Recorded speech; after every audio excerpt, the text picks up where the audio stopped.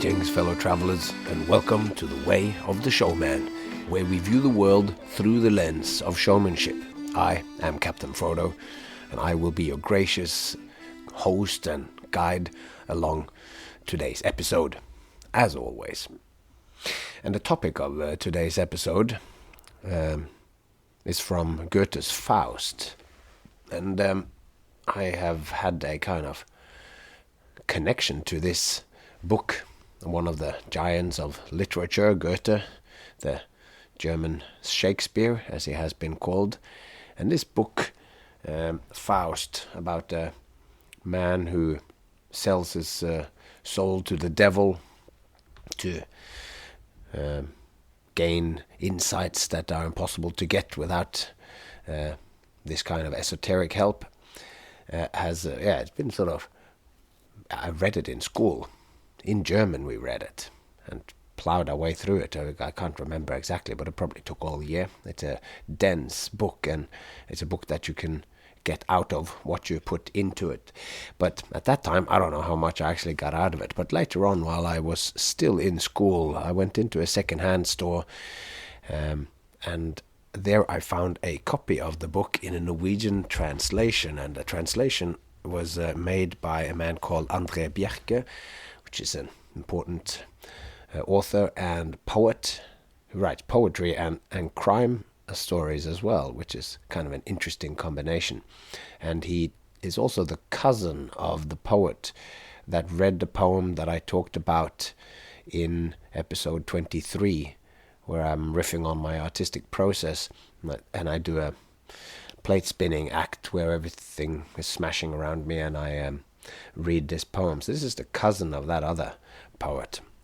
Anyway, he took it on himself to make a translation of this. And I mean, maybe we've even talked about this before, that translation is a complicated issue. And even more so, translating poetry is particularly complicated. You kind of have to just make another poem that is inspired by the first one. Like, it needs to contain all the stuff that's in it, but so much of imagery can't be immediately translated from one into the next. So I can imagine that this project of translating this epic poem, it's kind of like a poem, but it's a theater play. But we'll get more into that later.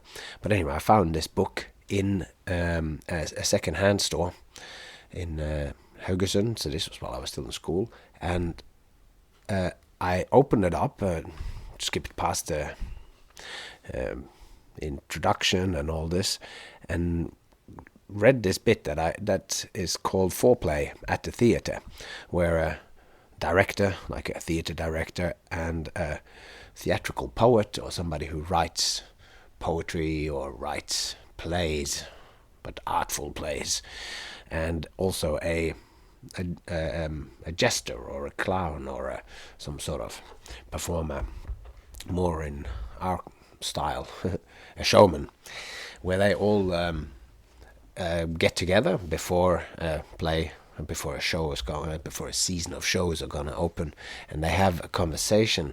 And I had no memory of reading this in the German edition at school, but as I read it, it spoke to me really deeply.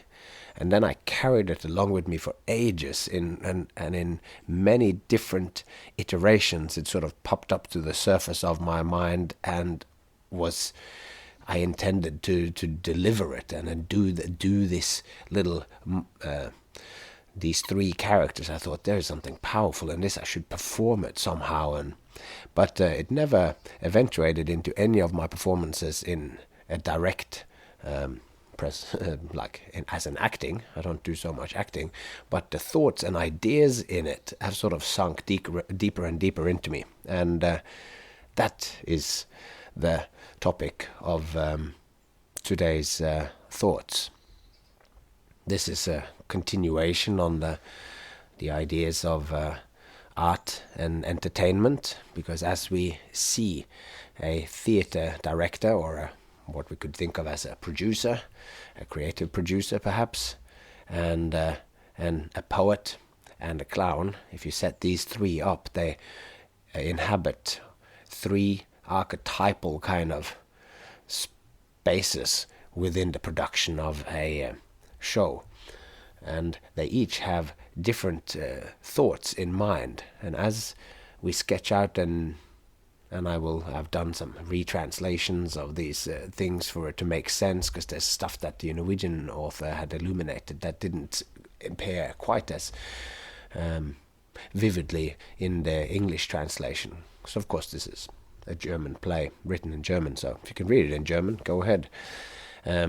Anyway, I think that these three sort of spaces that they inhabit, these three characters, can really be beneficial to fully comprehend and live yourself into them in the way that you do in a novel, where you learn somebody's point of view quite deeply and intimately. And through the years, these three characters have done that in me, and it allows me to use them as lenses to look at whatever work or whatever thing, like project, that I'm currently working on.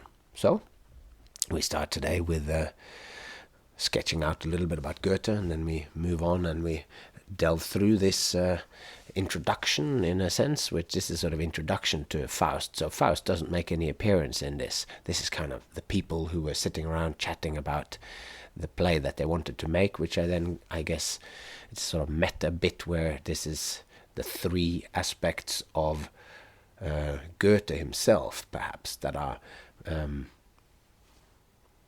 talking. So Goethe, these three are three aspects of Goethe talking about the creation of Faust. It's a little bit meta, but as you will see, it ends up being very down to earth and can be used as a very specific method for improving your showmanship and your creation process, perhaps. At least this is the suggestion that I will make as we come to the conclusion of today's. And that's enough rambling for now, and with no further ado, let's fire away with the world of ideas.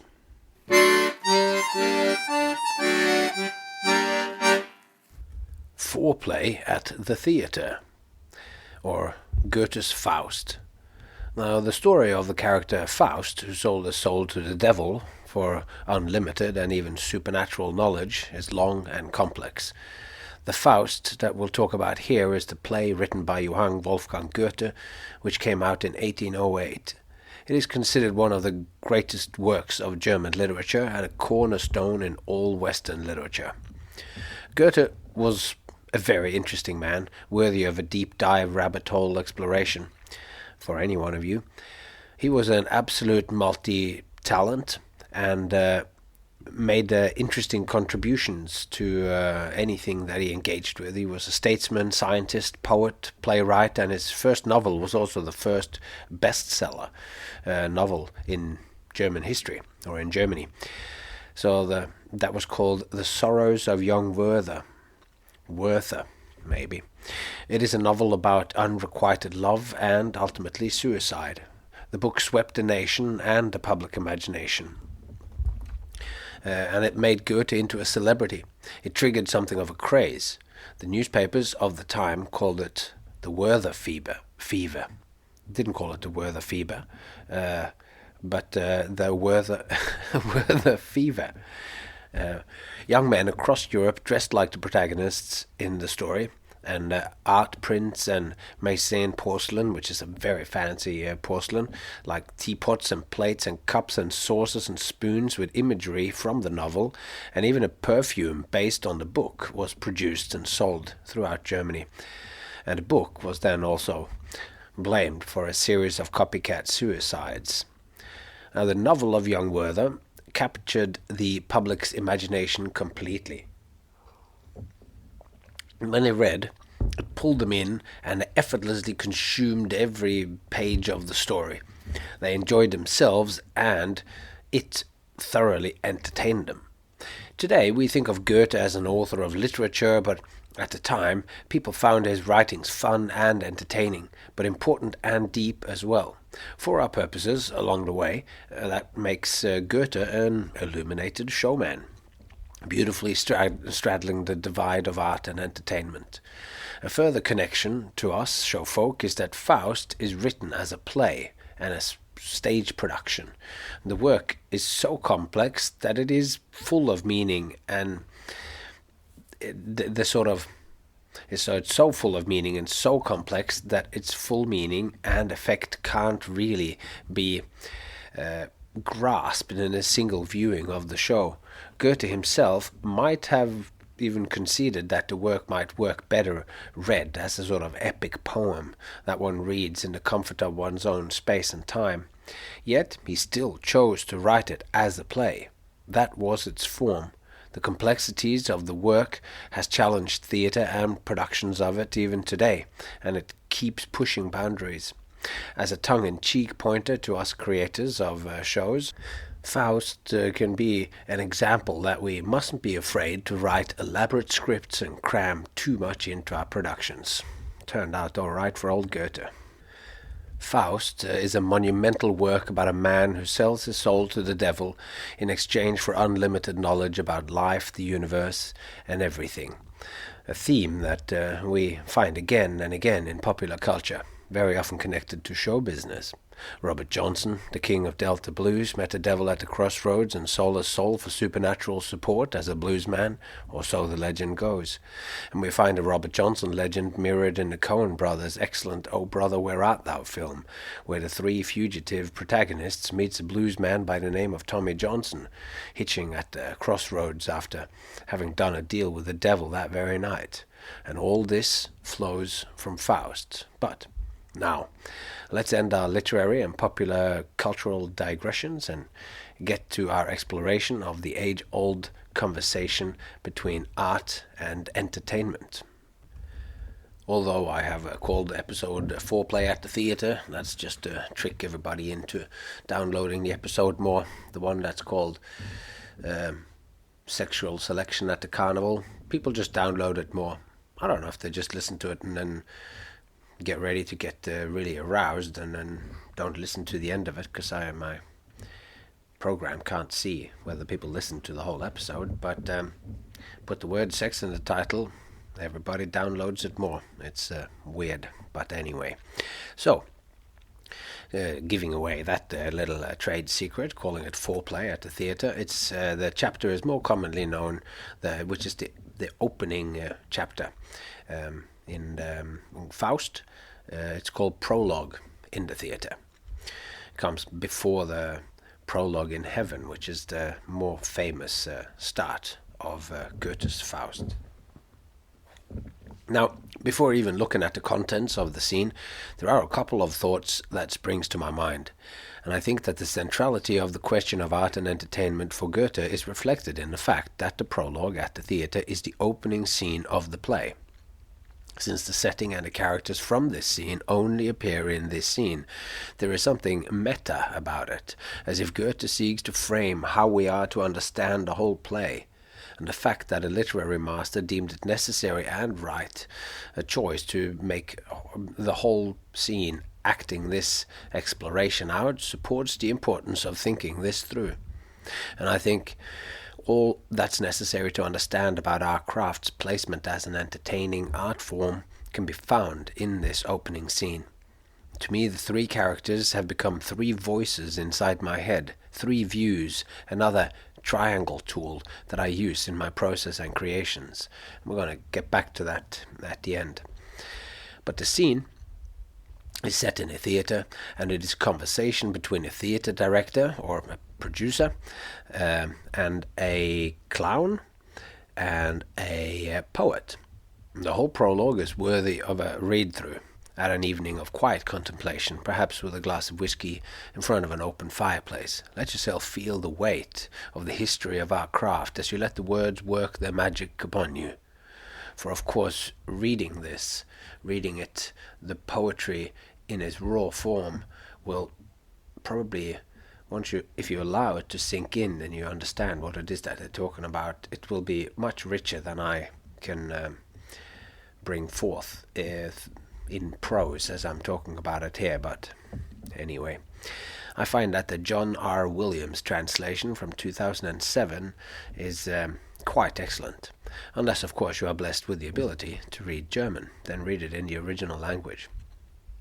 The scene opens with a theater director, and he is fretting, as directors do. He's creating a new play or a new production, and he wants it to find a huge audience and also wants it to please them greatly. And on top of that, he wants the production to be well received by critics. To achieve this, he wants it to last. It was to be a monumental work as well as entertaining and exciting. So to achieve this, he has brought together his crack creative team consisting of a poet and a clown.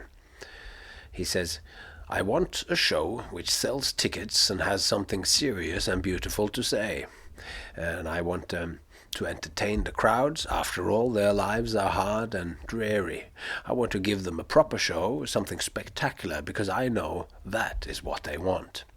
And he acknowledges to his collaborators that the crowd might not be so discerning, after all they are but common folk, but he does worry that since they read so much, perhaps they know all the tricks of the stage trade and will fail to be impressed. Now, with a production's aim of being serious but entertaining laid out for his poet and his clown, the director passes the baton to his poet. I'm just going to comment on that we're going to get back to that, I think, in a minute, but just this thing that in 1808, telling this story, Goethe has a theater director, a creator, a producer who is worried that he needs to come up with some new razzle-dazzle because his crowds, his audiences, they read so much. They read the newspapers and they read the magazines. Like we're dealing with the internet here and everything, so, and TV and movies and all of that, and they were worrying about this already then, even if we might be in a whole nother class of worry right now. Anyway, so he wants it to be serious but entertaining, and so he's laid out his situation for the poet, and then he says, to sort of finishing up, he goes, "Our entertainment must be striking, new, yet significant and pleasing too. Who can work this miracle, I say? The poet can, my friend. Do it today." And the poet is not amused. He hates the idea of pandering to the masses. "Don't speak to me of the many-headed throng," he says. The poet hates the raucous base desires of a crowd. Just seeing them makes his poetic spirit flee from him. "Save me from the surging crowd and the maelstrom chaos that they bring," he says. He would much rather be alone under the silent sky, where pure joy blossoms for a poet, and where a frame of mind can be fostered that invites God's hand, the voice of his muse, or the guidance of his genius. The poet's answer to the director is to forget all about trying to please the crowd and gratify them in the moment. Just focus on creating artful, poetic truth for eternity. This is the key as far as the poet is concerned. What is created from the depths of our hearts will prevail, whether it is appreciated in the moment or not. The moment comes and goes, but the truth and beauty of art lasts forever. He says, this is a quote from the text, "What dazzles for the moment born must perish. What genuine is, posterity will cherish." And here the clown enters the conversation. "Don't tell me of eternity. What's that got to do with me? Cared I but for infinity, who would cheer the crowd today? What they want is what I give, for it is here today we live." Now the clown's first concern is the here and now, and he's not ashamed of this fact.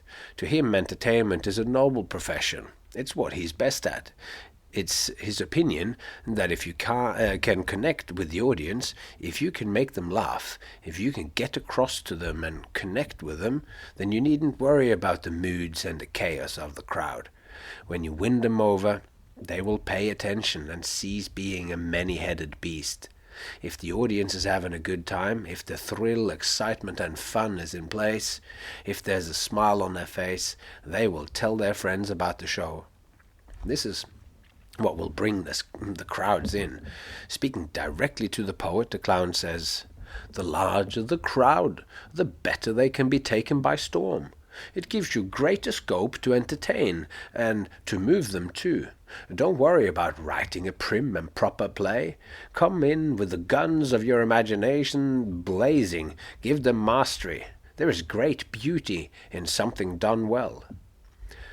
Let reason, eternity, love and passion have their say, but let's make sure we have fun along the way." And then the director adds his 2 cents about what a show and an audience needs, which is a lot of action. Only this will give them full satisfaction.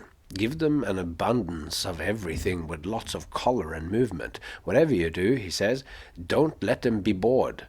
Let's make a play that pleases everyone, he says. And the poet is not thrilled about this. To please everyone is what a prostitute does. That is not love. This is not truth. This is the kind of garbage you see in theaters everywhere. I don't think you know how bad what you ask of me is, and how little it befits a real artist. The poet's attitude washes over the director like water off a duck's back. He wants to put on a show that will have a long run and where the crowds will come in droves. And probably he's worked with poets before, and artistes. In the end, I don't care how it is done, he says. Audiences aren't hard to please. You poets are such dreamers with your high ideals. All I ask is that you keep the crowd in mind. Don't worry about rousing your muse. Just give them lots of action and rivet their attention. That's the way. If it's simple entertainment and cheap carnival fun you seek, go find yourself another slave to abuse, the poet complains. The muse is the greatest gift nature ever gave us poets. There is no way he will abuse this. And after all, it is the harmony that lives within all human beings that we find the whole world reflected within human beings. That's where we find it. The poet then goes on into sort of rant about just how major and important the power of poet is, and it enlivens monotony and brings together in devotion, blending all the glorious harmony. He brings it all together in glorious harmony. It's the opinion that he brings the divine into union with the powers of persons. All this is what's embodied in a poet's art, he thinks. Now the clown answers the poet. Go on then. Why don't you just use those powers? Make something awesome to show the audience in our theater.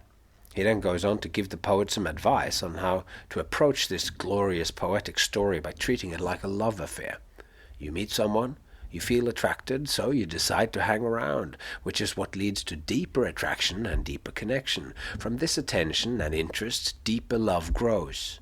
The start is not always pretty, but from this connection made in love, the clown says, you can use your poet powers to show them everything and something new. And then the clown says something like, this I surely know, what they need in a good show. A spark of truth within a stream, a shadow play of lies and dream. A grain of truth and plenty fun, 's the surest way to catch and stun. Let's please them all and maybe sway to teach them some along the way.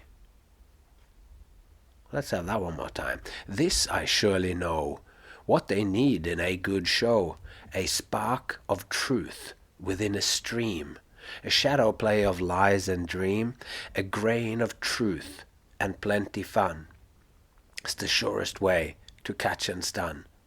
A grain of truth and plenty fun's the surest way to catch and stun. Let's please them all, and then maybe sway to teach them some along the way.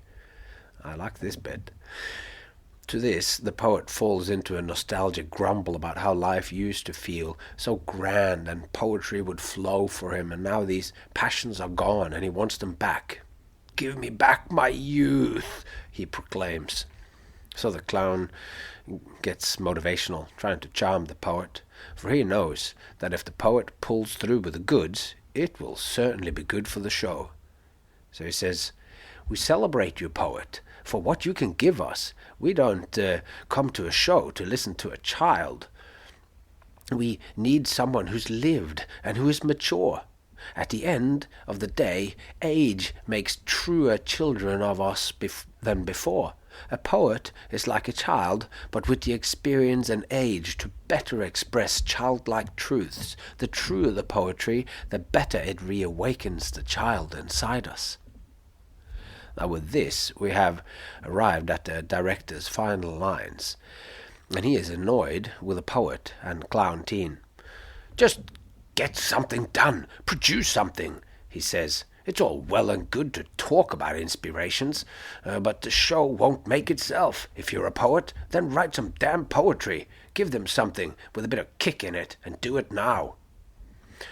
Ultimately, the director doesn't think audiences' main interest is neither poetry nor tricks. They care mainly about themselves and to have a good time. They come to the show because they want to be thrilled and enriched, in whichever way it might please them. They want to have fun and be impressed. The audience doesn't know what they want. As Alan Moore points out, if they knew that, they probably wouldn't be at the show to watch, but put on a show of their own instead. They don't know what they want, but they know it when they see it, and they feel it when they see it. If they have a good time, if they are moved, if they for any reason feel the experience was worth the price of admission, then the show delivered. If they're excited and happy upon leaving, they will tell their friends and go shouting the name of the show in the streets. The theater will be full and everybody will be happy.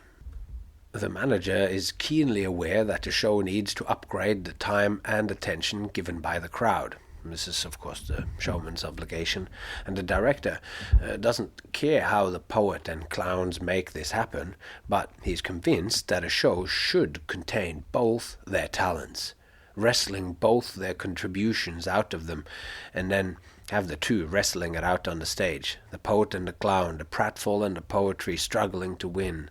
That is the show that he wants to present. A good play should be like a good strong drink, he tells them. It must satisfy the mind and the body too. To make that happen, he has employed the poet, who seems to want just truth and beauty all the way, but also the clown, who agrees there must be a spark of truth, but that spark of truth should be set within the stream of visceral experience. If the work the trio produced was Faust, as the sort of meta-narrative implies, I think they did pretty good. So the director finishes the scene by telling the poet and the clown to cram everything into the play, the eternity and the fun today. So the director says, "Waste not a day in vain digression. With resolute, courageous trust, seize every possible impression, and make it firmly your possession. You'll then work on because you must. You'll then work on because you must. Upon our very stage you know it. Each tries his hand at what he will. So take of traps and scenes your fill, and all you find be sure to show it. Use both the great and lesser heavenly light. Squander the stars in any number, beasts, birds, trees, rocks, and all such lumber. Fire, water, darkness, day and night. Thus in our booth's contracted sphere, the circle of creation will appear, and move, as we deliberately impel, from heaven across the world to hell." So in this speech here, we kind of, it's a little bit hard to unpack. I think it's a bit more complex. Like, Waste not a day in vain digression. That's him going like, just get on with it. It's so easy to talk about what you want the show to be, but what's actually going to happen? Curtain opens, light comes up, you're on. How are you going to... what's happening here? So that is like a good question in the beginning. Waste not a day in vain digression. With resolute, courageous trust, seize every possible impression and make it firmly your possession. Like, take all of your impressions, all your ideas, and make them firmly your possession, and then you'll work on, because you must. You got to work on and put it onto upon our very stage. You know it. Each tries his hand at what he will. You can do whatever you want, but take the traps and scenes. Take of traps and scenes. Traps is like all sorts of hooks and things, whatever you might fill into it. And all you find, be sure to show it. So all your explorations and all the fruits of your labor and all that, make sure it all squeezes into the play.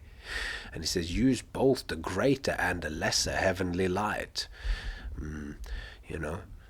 That could mean many things, like the inner geographies and the outer geographies must be lit the same. How the inner lights inside the theater is replicating or mirroring the lights outside. Squander the stars in any number. Many lights on there's many ways to... I can't explain this and exhaust it.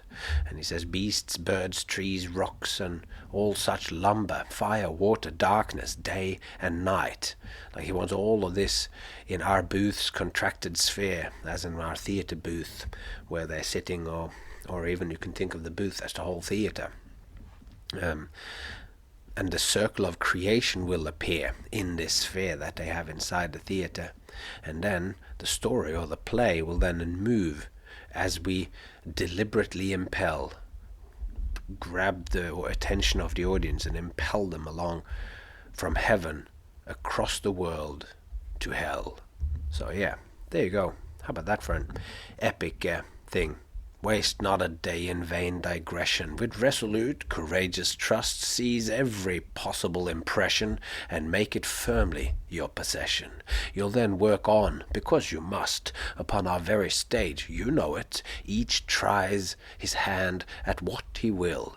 So take of traps and scenes your fill, and all you find be sure to show it. Use both the great and lesser heavenly light. Squander the stars in any number, beasts, birds, trees, rocks, and all such lumber. Fire, water, darkness, day and night. Thus, in our booth's contracted sphere, the circle of creation will appear, and move as we deliberately impel from heaven across the world to hell.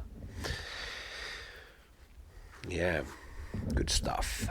Now, I would like to say a few things of how I kind of have taken this and then have internalized this Goethe's trio. As we go through the reading of this, I know it's referencing and it's mirroring and bringing up so many of the ideas that we've already talked about here that it is a little bit uncanny. Also, it is me speaking about these things. I'm sort of translating some of this poetry stuff into just showing how well it fits with what we are talking about here along the way of the showman. But there are so many of the things which comes up in this scene that are completely relevant today. Like the first written version of Faust, the so-called Faust, is from 1790.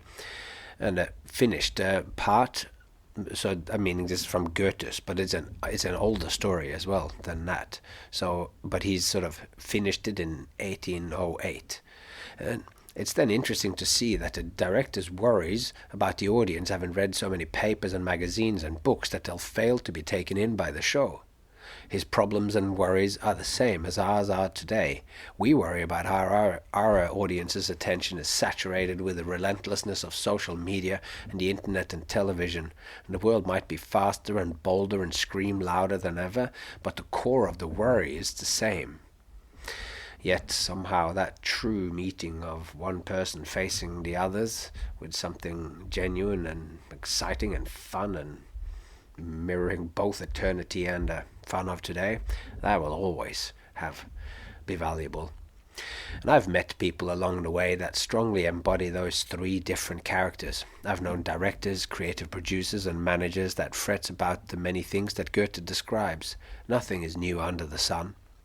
I have also met the poet who blames the audience for their failure to grasp their greatness, the artiste who loves to blame the reviewer for not getting them, the poet-artist who, with no irony, tells me that there is something wrong with the audience because they know that their act is great.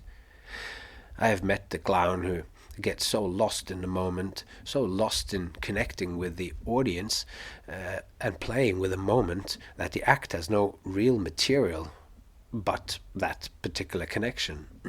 A master would make the play and connection structured and strong enough to become material, but many clowns along the way take 13 minutes to do something which could have been a perfect little 3-minute act.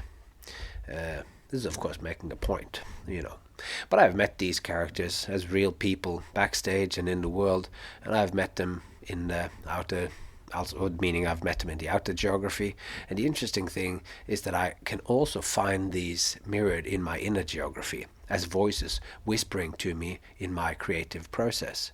This is the starting point for using the prologue in the theatre, the foreplay in the theatre, and the characters in this little bit of literature as a tool in creation. As I see it, the three characters are the three aspects. They're sort of three aspects or three considerations, three constituents which always are involved in the creation for us, practitioners of the art of entertainment. And the debate between the characters in the prologue is in fact a debate about the aims and purpose of our entire craft. The director wants a show that sells tickets and which has something serious and valuable to show and say. He tells us to keep the audience in mind, for they are the ones who will buy the tickets, and at the end of the day it is also for them that the value and the beauty will be experienced. So this has to be I think this is a reasonable aim for any showman or performer, any artist. The next character is the poet and his truth about eternity. And finally we have the clown, who will thrill the crowd today. These are three characters and whose point of view should always be kept in mind in any creative process. Each project, act or show will have different levels of each of them. Sometimes the poet wins, sometimes the clown wins, and each creation will have its own nature, like the union of the three forms, a new kind of entity, the art product, the act, or a being in itself. And to give you an idea of what I'm talking about as an exercise, look at the previous act that you've made. Find a video of it and look at it from the poet's point of view. Keep the aims, desires, and motivations of the poet as the focus and the lens of your attention. Let her view become yours. Seek to see or include the sublime, beautiful, and the transcendent in the act. Look for it, see where it falls short, and add it back in. Then watch the act one more time. This time, or you might watch it several times from each view, but to get the point. You watch the act one more time, and this time from the point of view of the clown, striving again to see the clown, see it as the clown and not as yourself. Look only for the added ways to sort of connect and play and give the crowd a good time in the moment. Any added little detail that's just that little bit extra fun. And in both of these viewing, remember the director's aim. You will see things very differently if you do this. This is an imaginative and meditative exercise, and the further you can go into the poet, the more powerful the result.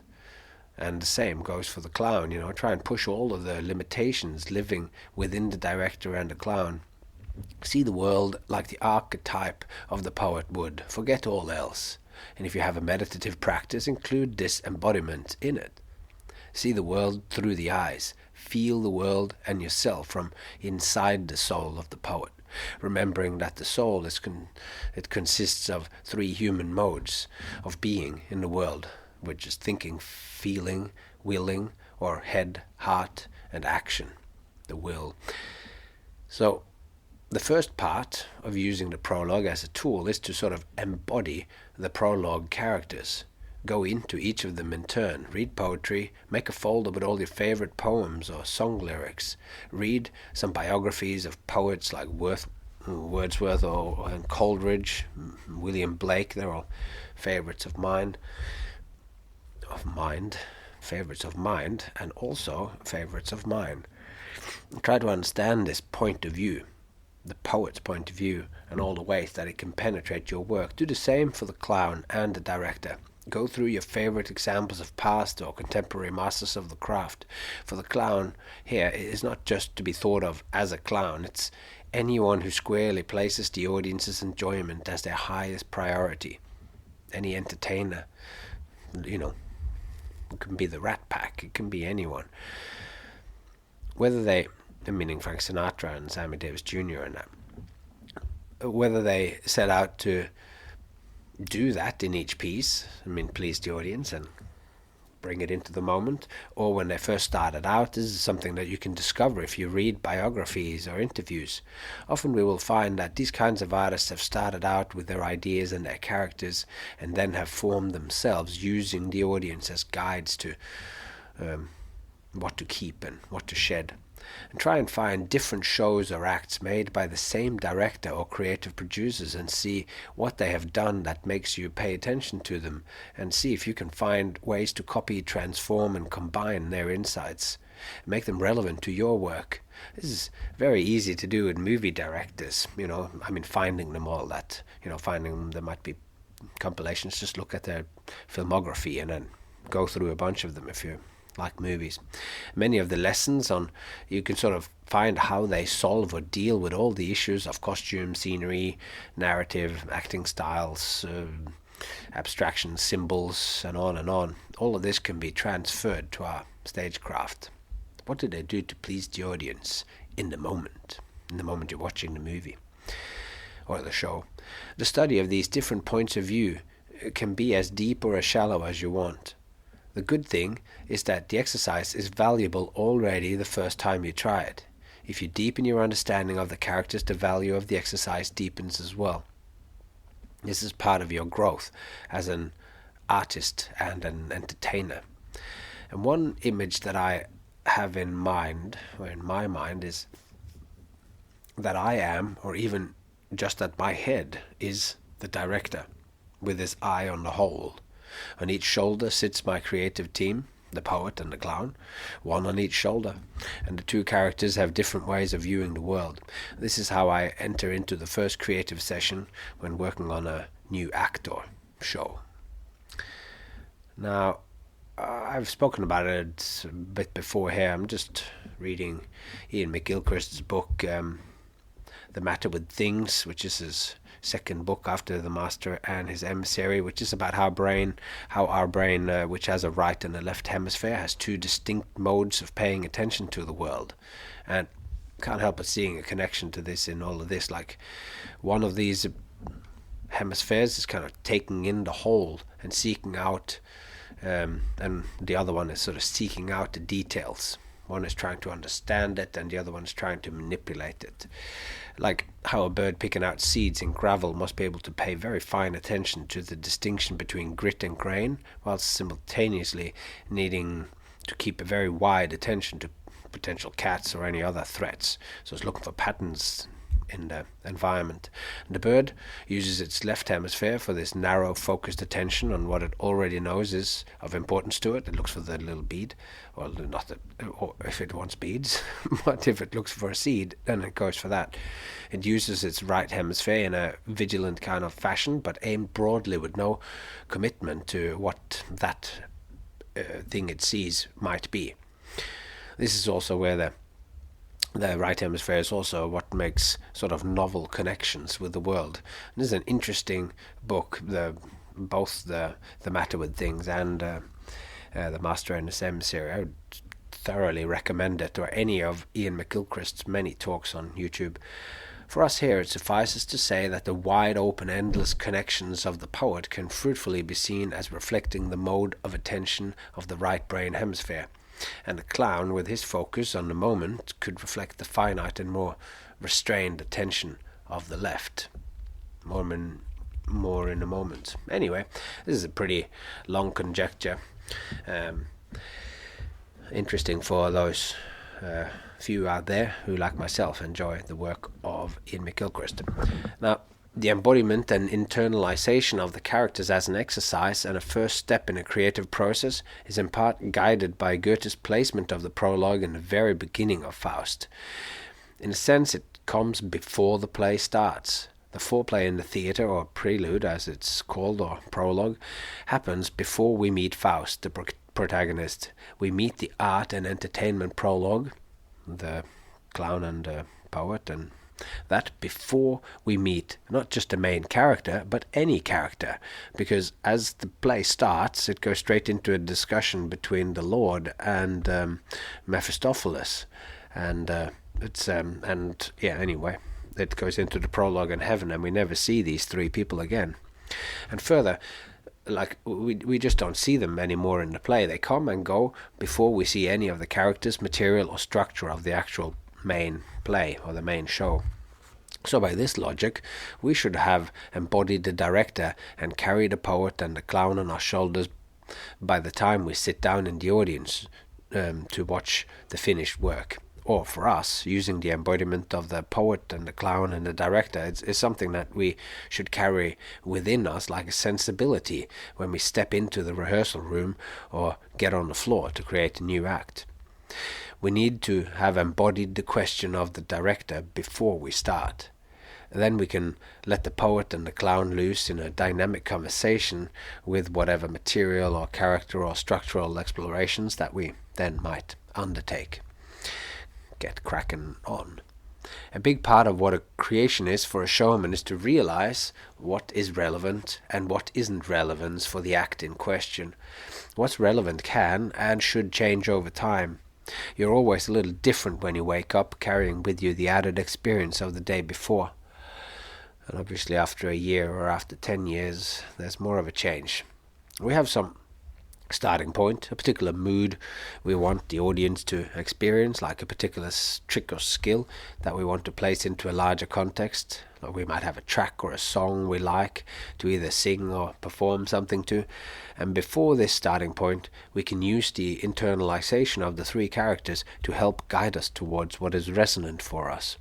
We can always do it from our own intuitive point of view, but taking another point of view can help you in this process, particularly if you're stuck or whatever, but just in general, it's good to have it there as a sort of tool in your toolbox, because you can take on taking on and embodying a character like the poet can help you discover other possibilities which you would otherwise have missed. The poet might tempt you to explore further than you would have done without it. If the embodiment becomes deep enough, you will sort of unlock a way to see further. And this process of embodiment is not new by any stretch of the imagination. It is a concept that is sometimes called internalizing the sage.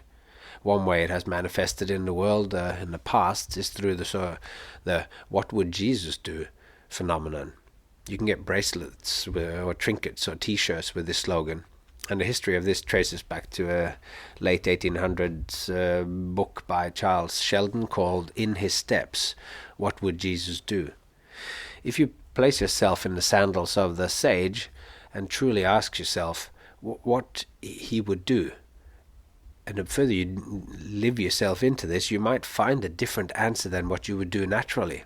And by choosing your sage wisely, you can end up in a different place than you would have arrived at yourself. Not that you couldn't get there, but the process can be quicker. So with Jesus, Socrates, or William Blake internalized, you'll be tempted towards something that might lie beyond yourself, something greater, something more beautiful, something good. As Professor John Vervaeke says it in his Awakening from the Meaning Crisis course, that you can find a 50-hour course on all sorts meaning.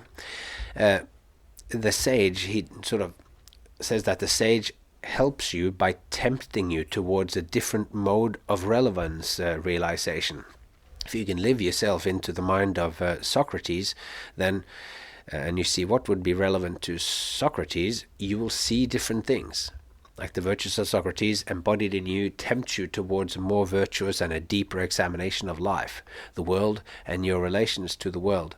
And ultimately, I think that leads you towards a meaningful life. That was certainly what the key was for Socrates. So internalizing the sage helps you overcome egocentrism by changing your perspective so much that what was relevant for you might change, and you will discover something more, something just beyond yourself, which the poet David Whyte thinks is where you need to be.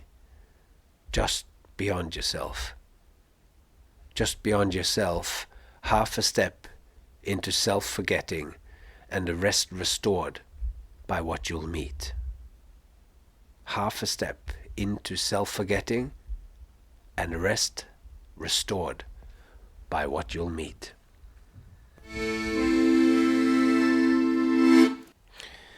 Yes, there we go. I do really like that poem, which is why you have probably heard it not once or twice. I think I might have even recited parts of it 3 times on this podcast. Anyway, fascinating stuff I find, and I don't know, maybe there's something about this episode that reminds me a little bit about the geometry of showmanship. Perhaps this thing that we just did today, where we're talking about Goethe and Faust and the poet and jester and all this. This is quite, in one way then I go, it's quite weird, but it's also then highly original, I think. And it's all also part of this thing, which is going to be a topic of some future thing once I'm finished with this book that we're going through. We're heading into the final sort of sections of this book now, as we sort of finish this thing with art and entertainment. That has been the last 3 episodes, and at some point I will really delve into metaphor and how important this concept is for us, and this thing here, the geometry of showmanship, and now looking at this foreplay at the theatre, this introduction to Faust through this lens of showmanship. This is really also the core of what we do. It's to take the metaphor of showmanship that we have sort of exploded now, much like Song Exploder explodes the songs and tells you all the things about it. This, what we are doing, is a philosophy, but it's a philosophy that just, for myself, has tried to anchor me into the world, and also to understand what it is that I am doing, and by extension what we are all doing. What does it really mean to be a performer, as most of my listeners, you included most likely, that we are all performers. What does it mean? And that's what we've sort of been exploring, and this is the metaphor that we live like.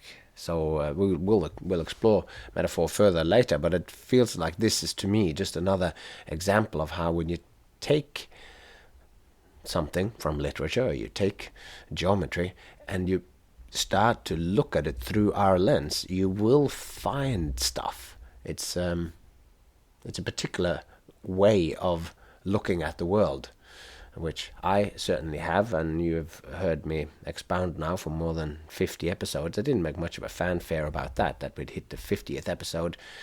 I don't know if I put much stock in those sort of random numbers, but we are now at episode 52, so that's like, if you listen to 1 episode a week, you could listen for 1 year now.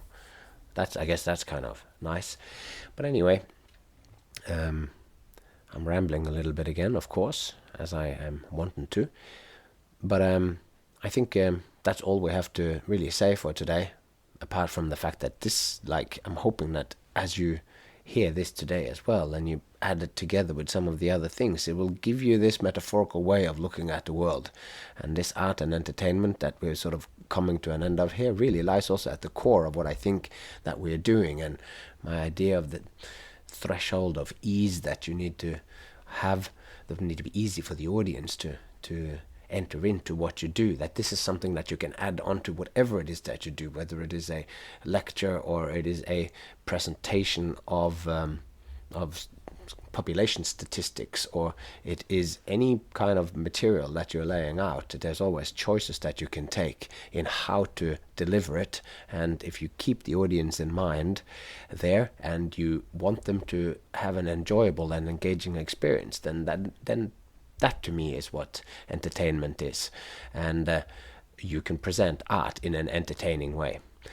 And one of the ways to sort of achieve that is perhaps to keep these three, the theater director and clown and poet, all in mind, and inhabit their point of views, as we just spoke about, as you view the acts that you already have, and you take these things with you as you go on to your next creative exploration, preparing to create a new act or a new show.